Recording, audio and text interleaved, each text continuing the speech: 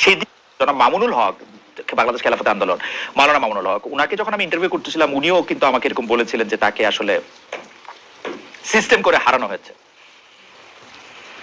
উনি তো কোর্টে যেতে পারেন, যে উনি ওনার কেসটা প্রেজেন্ট করেন যে ওনাকে কিভাবে সিস্টেম করে গেছে। এটা তো উনি, ওনার যদি কোনো এভিডেন্স থাকে যে ওনাকে এটা করা হয়েছে, he can go to A court. আমরা তো বলছি যে আমরা একদম সুষ্ঠু, চরম ভাবে সুষ্ঠু রাখা হয়েছে। এই জায়গায় প্রফেসর ইউনূস একটা ইঞ্চিও কোথাও ছাড় দেননি। আচ্ছা, খুবই ইন্টারেস্টিং। আমরা ডক্টর মোহাম্মদ ইউনূস সরকারের একজন উপদেষ্টা জনাব আসিফ মোহাম্মদ সজীব ভুঁইয়াকে ইন্টারভিউ করতেছিলাম, তখন তিনি আমাদেরকে একটা কথা বললেন। সেই কথাটা হচ্ছে এরকম যে নির্বাচনী নিরাপত্তা বিষয়ক কোনো কমিটিতে না থাকলেও নির্বাচন ঘনিয়ে আসতেই ডক্টর খলিল, যিনি এখন পররাষ্ট্রমন্ত্রী, যিনি তখন নিরাপত্তা উপদেষ্টা ছিলেন, হঠাৎ করে অনাকাঙ্ক্ষিতভাবে এসব কমিটির মিটিং এ আসতে শুরু করেন। এসপি বদলি, ডিসি বদলিতে তিনি ভূমিকা রাখতে শুরু করেন। দায়িত্ব ছাড়া পর একজন উপদেষ্টাকে আমরা এরকম, মানে একজন উপদেষ্টা এরকমও বলছেন যে উগ্রবাদীরা যাতে ভোটে জিতে ক্ষমতায় আসতে না পারে সেদিকেও তাদের নজর ছিল। শফি ভাই, এই বক্তব্যটাকে আপনি আসলে কিভাবে দেখেন? আমি যে উপদেষ্টার নাম আমি বলতে পারতেছি না, সেই উপদেষ্টার কথা বাদ যাক, ডিসি এসপি কে হবে ইলেকশনের আগে সেই কমিটিতে অনাকাঙ্ক্ষিতভাবে ডক্টর খলিলুর রহমান এসে এগুলি ঠিক করেছেন। হ্যাঁ, উনি একা ঠিক করবেন কেন? এটা কি বললেন? কথা হচ্ছে যে আপনার বুঝতে হবে যে উনি ন্যাশনাল সিকিউরিটি অ্যাডভাইজার। আর এই যে আমাদের যে ইলেকশনটা আসলে এটা একটা বিগ, এটা যেমন পলিটিক্যাল ইস্যু, এটা একটা বড় ন্যাশনাল সিকিউরিটি ইস্যু। তো অবভিয়াসলি তো ওনার তো মানে বড় যখন মিটিং গুলো হয় এখানে তো সবাই থাকেন, উনিও ছিলেন। এটা তো এমন না যে উনি একমাত্র ছিলেন আর কেউ ছিল না, তা তো না। সব অনেকেই ছিলেন, যারা যারা এটার সাথে সম্পর্কিত সবাই ছিলেন। সবাই যদি থাকেন তাহলে কি আপনারা সরকার থেকে এরকম একটা সিদ্ধান্ত নিয়েছিলেন যে সিদ্ধান্তে বিএনপি কে ক্ষমতায় আনানো যায় বা 2/3 বেশি আসনে জেতানো যায়, অর্থাৎ যেটি ইলেকশন ইঞ্জিনিয়ারিং, সেটা কি গিয়েছিল? এটা তো ডাহা একটা মিথ্যা। এটা কেমনে হয়?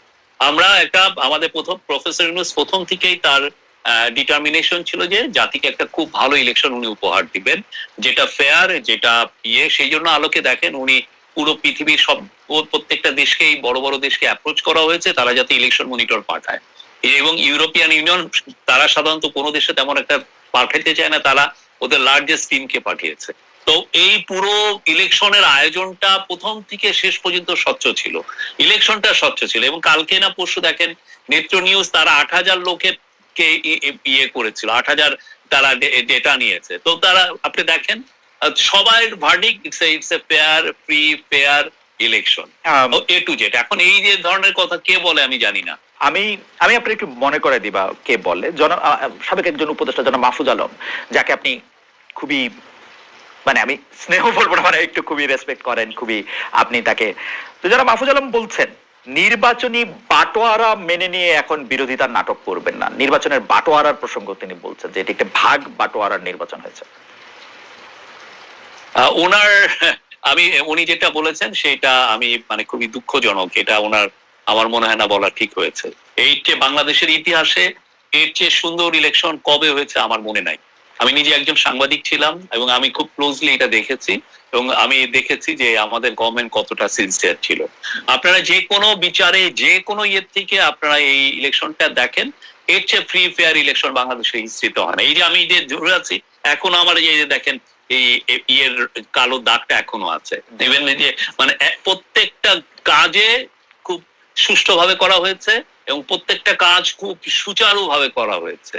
প্রফেসর ইউনূস যখন লাস্ট, আমার মনে হয় যে উনি লাস্ট ভিজিট করলেন কই ইউএনএ, তারপরে এসে উনি বললেন যে নো মোর ভিজিট, পুরো সমস্ত এনার্জি, সমস্ত মিটিং, সমস্ত ইয়ে হচ্ছে একটা সুন্দর ইলেকশন। এবং দেখেন উনি সেইটা ডেলিভার দিয়েছেন। সমস্ত এনার্জি একটা সুন্দর ইলেকশনের ক্ষেত্রে দেওয়ার জন্য তিনি সমস্ত এনার্জি দিয়েছিলেন। এবং সেই ক্ষেত্রে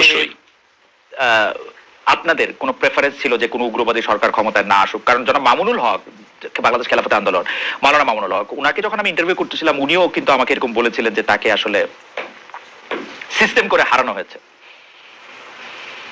উনি তো কোর্টে যেতে পারেন, যে উনি ওনার কেসটা প্রেজেন্ট করেন যে ওনাকে কিভাবে সিস্টেম করে গেছে। এটা তো উনি, ওনার যদি কোনো এভিডেন্স থাকে যে ওনাকে এটা করা হয়েছে, he can go to A court. আমরা তো বলছি যে আমরা একদম সুষ্ঠু, চরম ভাবে সুষ্ঠু রাখা হয়েছে। এই জায়গায় প্রফেসর ইউনূস একটা ইঞ্চিও কোথাও ছাড় দেননি। আচ্ছা, এই সিরিজের শেষ প্রশ্ন, ডক্টর খলিল সবাইকে সারপ্রাইজ করে তিনি পতাকা সহ গাড়িতেই আবার মানে পতাকা সহ গাড়িতে গেলেন, ওখান থেকে পতাকা সহ গাড়িতেই ফিরলেন। এইটাকে কি আপনার কোনো মানে মনে হয় যে ডক্টর মোহাম্মদ খলিল রহমান আসলে বিএনপির লোক ছিলেন, আপনাদের প্রভাবিত করতে চেষ্টা করেছেন নাকি? কি মনে হয় আপনাদের? মানে এটা তো খুব স্বাভাবিক না আসলে, তত্ত্বাবধায়ক সরকারের একজন, অন্তর্বর্তী সরকারের একজন উপদেষ্টা, তিনি একটা দলীয় গভর্নমেন্ট এবং যার পর মানে পদত্যাগ চেয়েছিল সরকারটা, এটা তো খুব স্বাভাবিক না মনে হয় নাকি? এটা আপনি ওনাদেরকে জিজ্ঞেস করবেন, বাট এমন হইতে পারে তারা দেখে যাকে ফরেন মিনিস্টার হিসেবে ভাবতেছিলেন, ওনারা মনে হচ্ছে যে না, ওনার থেকে যাকে চিন্তা করছেন তার থেকে ইনি কম্পিটেন্ট হবেন। আর যেহেতু লেগাসি ইস্যুগুলো উনি অলরেডি জানেন, এটা ওনার জন্য, ওদের জন্য একটা অ্যাডেড অ্যাডভান্টেজ হবে। তো এটা তো অনেক জায়গায় হয়।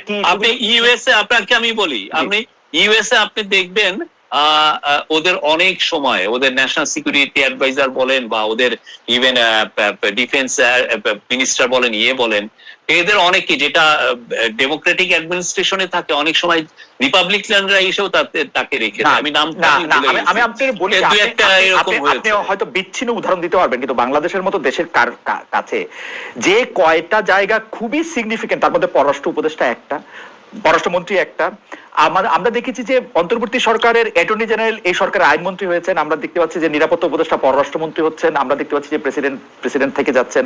এইটা কি আসলে মনে করার কারণ আছে যে ডক্টর মোহাম্মদ ইউনূসের পছন্দে বা ডক্টর মোহাম্মদ ইউনূসের চাওয়াতে বা ডক্টর মোহাম্মদ ইউনূসের অঙ্ক কষাতে জনাব তারেক রহমান প্রেসিডেন্ট হতে পারলেন বা প্রধানমন্ত্রী হতে পারলেন, সরি, সরকার প্রধান হতে পারলেন? না, এটা কোনো কথা হলো?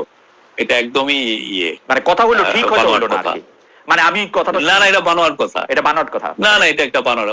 উনি চাচ্ছিলেন, উনি অল থ্রু উনি মনে করতে হচ্ছে যে আমরা ভালো ইলেকশন করতে পারছি না। তো উনি ওনার পুরো সব সময় উনি সিরিয়াস ছিলেন যাতে একটা ভালো ইলেকশন হয়। বিএনপি জিতেছে, আর বিএনপির লিডার যেহেতু তারেক রহমান, সেই যেহেতু উনি প্রাইম মিনিস্টার।